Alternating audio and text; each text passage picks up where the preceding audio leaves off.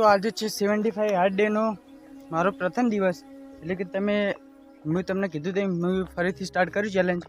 તો હું આવી ગયો છું રનિંગ કરીને અમારા ગામથી લગભગ 2-3 કિમીના અંતરે ગણપતિ દાદાના મંદિરે. તો અહીંયા રનિંગ તો કરી લીધી પણ હવે પ્રેક્ટિસ પણ જરૂરી છે.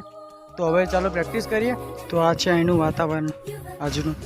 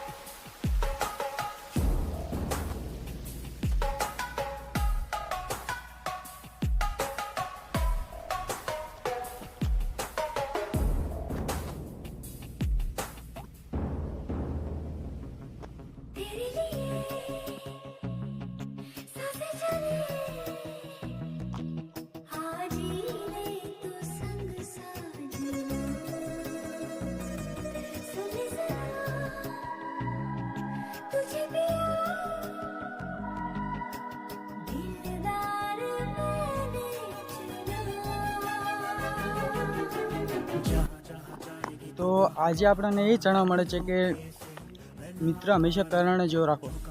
કારણે જેવો એટલા માટે કે એને ખબર કે આપણી હાર નિશ્ચિત તો કદી એ આપણો કોઈ દિવસ સાથ ના છોડે. એટલે હંમેશા મિત્ર કારણે જેવો જ બનાવવો જોઈએ.